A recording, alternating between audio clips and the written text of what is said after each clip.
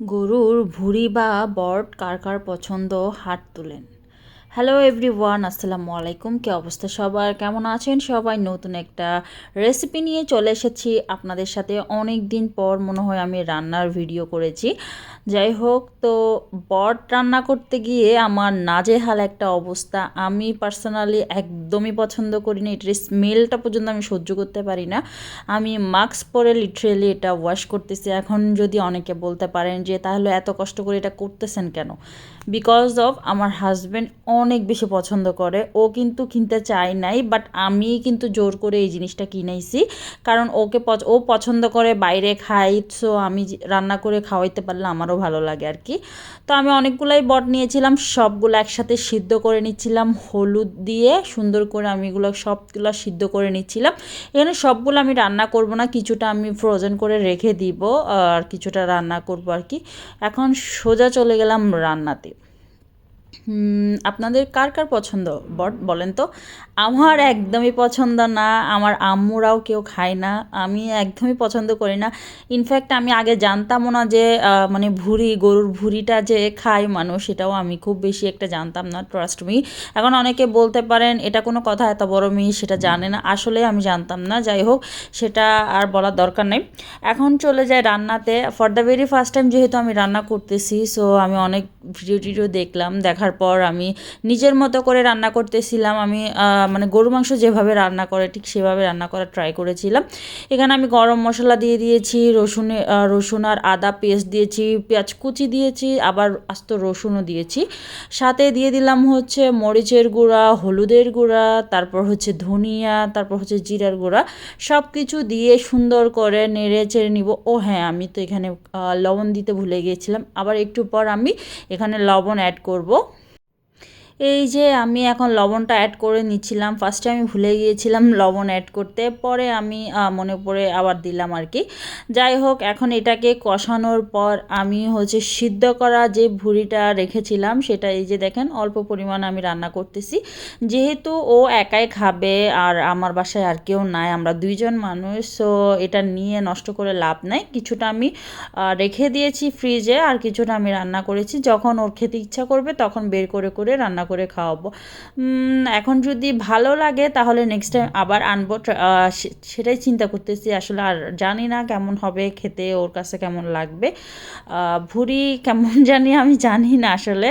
যাই হোক, তখন সিদ্ধ করার পর যে স্মেলটা আসতেছিল না, সিদ্ধ করার পর ওই স্মেলটা চলে গেছে, তাতে আমার শান্তি। মানে সিদ্ধ করার আগে কি একটা স্মেল ছিল, কি যে বলবো। যাই হোক, এখানে আমি পরিমাণ মতো পানি দিয়ে দিলাম। পানি দেওয়ার পর এখন এটাকে সুন্দর করে রান্না করে নিব। এখন অনেকে বলতে পারেন যে ভুঁড়িতে কি ঝোল দেয়? হ্যাঁ, ঝোল দেয় না, বাট আমি ঝোল দিয়েছি।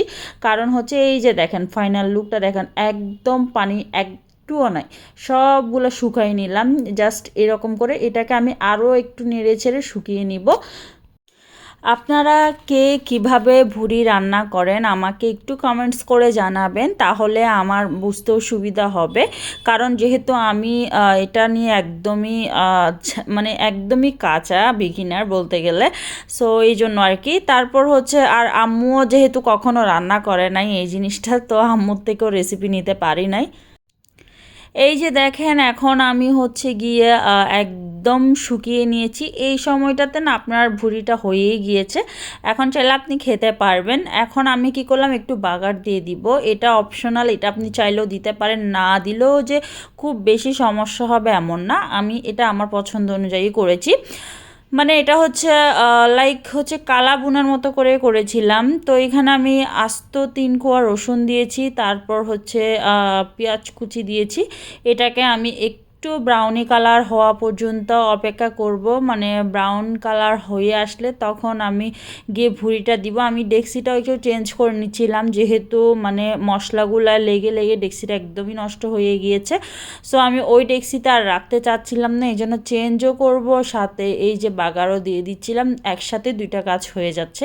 বাগারটা দিলে হচ্ছে ফ্লেভারটা একটু এক্সট্রা অ্যাড হয় আমার কাছে মনে হয়, আদারওয়াইজ অন্য কিছু আমার কাছে মনে হয় না। আর এটা ছাড়াও আপনি চাইলে রান্না করতে পারেন। অনেকে দেখছি গরুর মাংস নাকি বাগার দেয়, আমার কাছে এটা কেমন জানি লাগছে, যদিও বা এক এক জনের রান্না এক এক রকম। যাই হোক সেই কথাতে আর না বলি, এই যে দেখেন ব্রাউন কালার হওয়ার পর আমি ভুঁড়িগুলা দিয়ে দিচ্ছিলাম আস্তে আস্তে। এখানে কোনো ঝোল নাই, এই যে একটু আগে এত পানি দিলাম, কোনো কিচ্ছু নাই, একদমই শুকনো শুকনো হয়ে গিয়েছে। এইভাবেই আসলে ভুঁড়িটা খাই। অনেকেই নাকি আবার রসা রসা করে, মানে একদম একটু পাতলা ঝোল ঝোল থাকে আর কি, ওইভাবেও খাই। আমি আসলে জানি না, আমি এটাও ভিডিওতে দেখেছি, এই জন্য বলতে পারতেছি। এখন আমি সুন্দর করে নাড়াচাড়া করে করে এই জিনিসটাকে আমি আরও 10 মিনিটের মতো জাল করব, তাহলে একদম সুন্দর একটা ফ্লেভার আসবে অ্যান্ড কালারটাও খুবই সুন্দর হবে, লাইক কালা ভুনার মতো। দেখেন এই যে একদম কালারটা চেঞ্জ হয়ে গিয়েছে, এখন দেখতেও ভালো লাগতেছে, আই হোপ খেতেও ভালো লাগবে। সো ওর খাওয়ার পর আমি পরে ভিডিও অ্যাড করে দিব যে কেমন হয়েছে। সো সবাই ভালো থাকবেন, আল্লাহ হাফেজ, নেক্সট ভিডিওতে আবার দেখা